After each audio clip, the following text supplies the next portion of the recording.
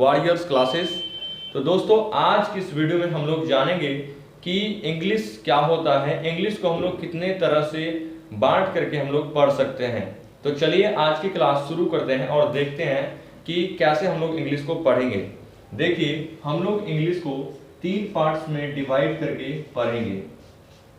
English जो है यह एक लैंग्वेज है और इसको हम लोग डिवाइड करेंगे, जिसमें फर्स्ट पार्ट होगा ग्रामर। देखिए जो ग्रामर होगा हम लोग इसको 2 पार्ट्स में डिवाइड करेंगे।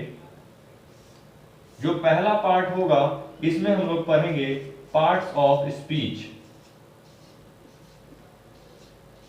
जो कि 8 होते हैं, और दूसरा पार्ट होगा टेंस टू नरेशन।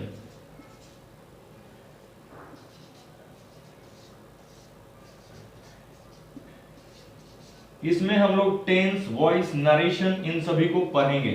और जो हमारा दूसरा पार्ट होगा इसमें हम लोग पढ़ेंगे वोकैबुलरी के बारे में। और वोकैबुलरी में हम लोग पढ़ेंगे, पहला जो टाइप होगा वो होगा सिनोनिम्स, दूसरा होगा एंटोनिम्स,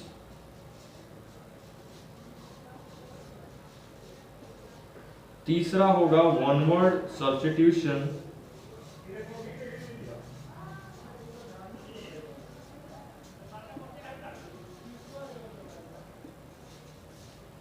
और चौथा होगा इडियम्स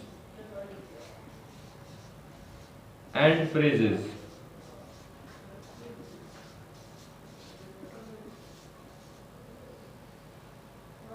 और ये जो वर्ड्स होंगे, और पांचवा इसमें एक और है स्पेलिंग टेस्ट।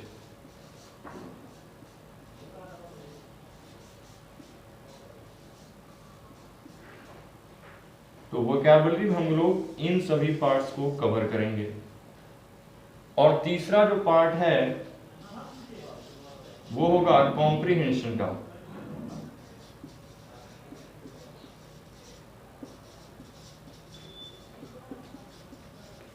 और कॉम्प्रिहेंशन में हम लोग पढ़ेंगे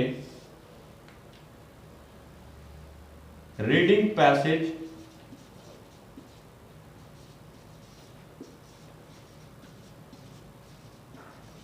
और दूसरा होगा PQRS या सेंटेंस रीअरेंजमेंट।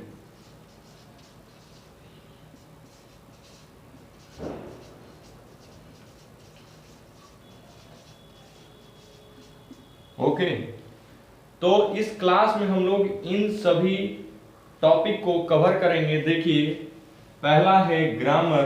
तो ग्रामर में हम लोग पार्ट्स ऑफ स्पीच के बारे में पढ़ेंगे, टेंस से लेकर के नरेशन तक पढ़ेंगे। और वोकैबुलरी में हम लोग पढ़ने वाले हैं synonyms, antonyms, one word substitutions, idioms and phrases, spelling test. And comprehension में पढ़ेंगे हम लोग रीडिंग पैसेज और PQRS, जिसको सेंटेंस रीअरेंजमेंट या पैराजंबल कहा जाता है। तो चलिए हम लोग देखते हैं, इसमें एक एक टॉपिक को कवर करते हैं। सबसे पहले हम लोग इस इंग्लिश के बारे में जानेंगे। तो देखिए इंग्लिश क्या होता है। इंग्लिश एक लैंग्वेज होता है। जैसे कि हम लोग कई तरह की भाषाओं का उपयोग करते हैं अपने फीलिंग्स को या आइडियाज को जब हम किसी दूसरे व्यक्ति के साथ शेयर करते हैं, तो उसके लिए हमें एक मीडियम की आवश्यकता होती है, और उस मीडियम को हम लैंग्वेज कहते हैं। यानी कि language is a medium by which we express our own views to another person. इसी तरह से इंग्लिश भी क्या है, एक लैंग्वेज है। तो आइए जानते हैं इंग्लिश के बारे में। तो आइए अभी हम लोगों ने जाना कि इंग्लिश एक लैंग्वेज होता है। तो इंग्लिश क्या हो गया, एक लैंग्वेज हो गया। और ये जो इंग्लिश है ये 26 लेटर्स से मिलकर के बना होता है। कितने लेटर्स से? 26 लेटर्स से मिलकर के बना होता है, जो कि हम लोग ABCD पढ़ते हैं। और इन 26 लेटर्स को कहा जाता है अल्फाबेट। क्या कहा जाता है? अल्फाबेट कहा जाता है। और इस अल्फाबेट को दो पार्ट्स में डिवाइड किया गया है। एक होता है वोवल और दूसरा होता है कॉन्सोनेंट। ये जो वोवल होता है ये 5 होते हैं, ए, ई, आई, ओ और यू, और कॉन्सोनेंट होते हैं बी, सी, डी डैश जेड तक। तो ये होते हैं आपके कॉन्सोनेंट्स और ये होते हैं वोवेल्स। और इन कॉन्सोनेंट और वोवेल्स को मिला करके बनाया जाता है वर्ड। क्या बनाया जाता है? वर्ड बनाया जाता है। और वर्ड कैसे बनता है? वर्ड बनता है एक मीनिंगफुल यूनिट से, यानी कि जब एक से अधिक लेटर्स आपस में मिल जाते हैं और उनसे अगर कोई एक मीनिंगफुल यानी कि एक अर्थ निकलता है, उसे हम वर्ड कहते हैं। तो वर्ड क्या होता है? वर्ड होता है meaningful unit of letters. Meaningful unit of letters, तो इसे हम लोग कहते हैं वर्ड। तो जैसे हमने लिखा P, N और E, बताइए क्या इससे कोई अर्थ निकला? नहीं, P, N, E एक वर्ड नहीं है। लेकिन अगर हमने इसको लिखा P, E, N, तो आपने कहा कि पेन मतलब कलम, और कलम क्या है? एक मीनिंगफुल वर्ड है, इसलिए हम पेन को कहेंगे वर्ड है, जबकि PNE नहीं है। इसी तरह से हमने यहाँ पर यूज किया OCW, क्या यह कोई वर्ड है? नहीं है। लेकिन जैसे ही हमने COW लिखा काऊ, तो काऊ क्या है? यह गाय है, यानी कि यह एक वर्ड है। ओके, अब देखिए ये जो वर्ड होते हैं, जब एक से अधिक वर्ड को आपस में जोड़ देते हैं तो उन्हें हम कहते हैं सेंटेंस। क्या कहते हैं? सेंटेंस कहते हैं, यानी कि meaningful unit of words is equal to sentence. जब एक से ज्यादा वर्ड्स आपस में मिलते हैं और उनसे कोई अर्थ निकलता है तो हम उन्हें कहते हैं सेंटेंस। ओके, तो देखिए सेंटेंस जो होता है यह मुख्यतः 3 चीजों से मिलकर के बना होता है। सेंटेंस के अंदर आते हैं, जो सबसे पहला होता है वो होता है सब्जेक्ट, या जिसको हम लोग डूअर भी कहते हैं, और दूसरा होता है वर्ब, और तीसरा होता है ऑब्जेक्ट। यानी कि इन्हीं 3 चीजों से मिलकर के बना होता है सेंटेंस। डूअर क्या होता है? किसी भी काम को करने वाला सब्जेक्ट होता है, और वर्ब क्या होता है? एक्शन वर्ड होता है, यानी कि किसी भी काम के होने को जो दर्शाता है उसे हम कहते हैं वर्ब। और ऑब्जेक्ट क्या होता है? जिस पर किसी भी काम का प्रभाव पड़ता है, जो भी सब्जेक्ट काम करता है उसका कोई भी प्रभाव जिस पर पड़ता है वो होता है ऑब्जेक्ट। ओके, तो चलिए हम लोग एक एक करके पार्ट्स ऑफ स्पीच में जो भी होते हैं उनके बारे में हम लोग जानते हैं। आइए हम लोग सबसे पहले जानते हैं पार्ट्स ऑफ स्पीच के बारे में। तो देखिए पार्ट्स ऑफ स्पीच जो होते हैं ये होते हैं 8, यानी कि जितने भी इंग्लिश में वर्ड्स होते हैं, हमने अभी पढ़ा कि जो भी मीनिंगफुल यूनिट ऑफ लेटर्स होता है उसे हम वर्ड कहते हैं, और इन सभी वर्ड्स को सिस्टमेटिकली एक तरीका से इसको बताया गया है जिसको हम लोग पार्ट्स ऑफ स्पीच कहते हैं। यानी कि इंग्लिश में यूजेस के आधार पर हम लोगों ने इंग्लिश के वर्ड्स को डिवाइड किया है 8 पार्ट्स में, जिन्हें हम पार्ट्स ऑफ स्पीच कहते हैं। तो देखिए इसमें पहला पार्ट होता है नाउन, और नाउन जो होता है यह किसी भी चीज का नाम होता है, इसलिए हम इसको कहेंगे नेम ऑफ एनीथिंग।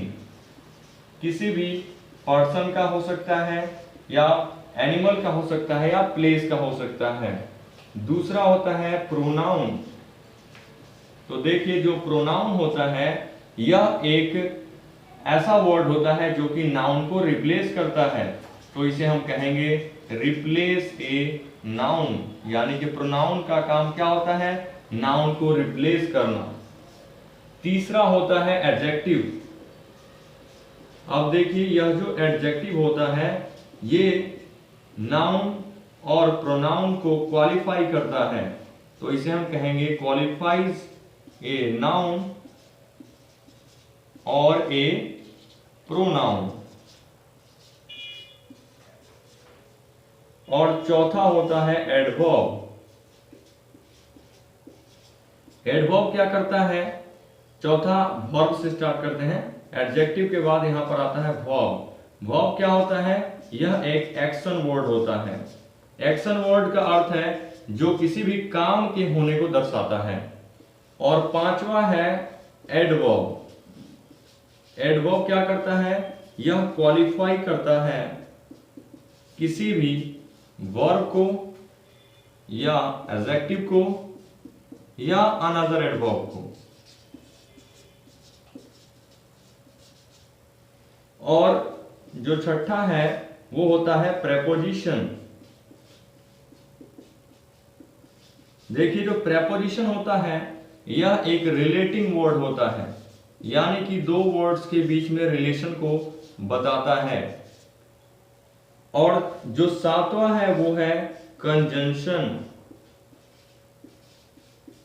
कंजंक्शन जो होता है यह एक ज्वाइनिंग या कनेक्टिंग वर्ड होता है।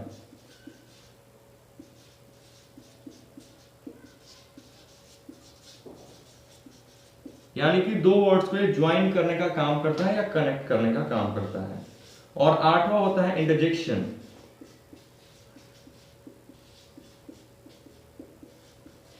इंटरजेक्शन जो होता है यह एक सर्टेन फीलिंग को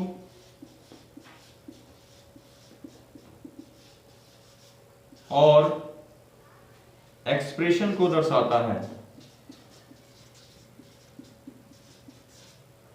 ओके, तो देखिए हमने क्या बताया कि जो पार्ट्स ऑफ स्पीच होते हैं इनको 8 पार्ट्स में डिवाइड किया गया है, जिसमें पहला होता है नाउन। और नाउन होता है नेम ऑफ एनीथिंग, किसी भी पर्सन का नाम, प्लेस का नाम या एनिमल का नाम, उसे हम नाउन कहेंगे। दूसरा है प्रोनाउन। प्रोनाउन क्या होता है? रिप्लेस ए नाउन, यानी कि किसी भी नाउन को रिप्लेस करता है, नाउन के जगह पर हम लोग इसका यूज करते हैं। और तीसरा है एडजेक्टिव। एडजेक्टिव क्या करता है? क्वालिफाई करता है किसी भी नाउन को या प्रोनाउन को। और चौथा है वर्ब। जो वर्ब होता है यह एक्शन वर्ड होता है, यानी कि किसी भी काम के होने को दर्शाता है। कौन? यहां पर वर्ब दर्शाता है। और पांचवा है एडवर्ब। एडवर्ब क्या करता है? क्वालिफाई करता है किसी भी वर्ब को, एडजेक्टिव को या अनदर वर्ब को।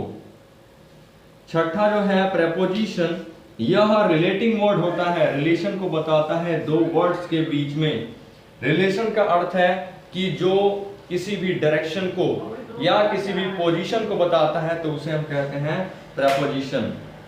और सातवां है कंजंक्शन। ये क्या होता है? ज्वाइनिंग और कनेक्टिंग वर्ड्स होते हैं, यानी कि दो सेंटेंसेस को ये ज्वाइन करता है, कोई भी रिलेशन नहीं बताता है। नेक्स्ट है इंटरजेक्शन। तो इंटरजेक्शन क्या होता है? यह सर्टेन फीलिंग को दर्शाता है या एक्सप्रेशन को दर्शाता है। ओके, तो दोस्तों आज की क्लास में हम लोगों ने सिर्फ बेसिक कॉन्सेप्ट को जाना कि इंग्लिश क्या होता है, हम लोग इंग्लिश को किस तरह से पढ़ने वाले हैं। अगर आपको ये वीडियो अच्छा लगे तो वीडियो को लाइक कीजिए, चैनल को सब्सक्राइब कीजिए।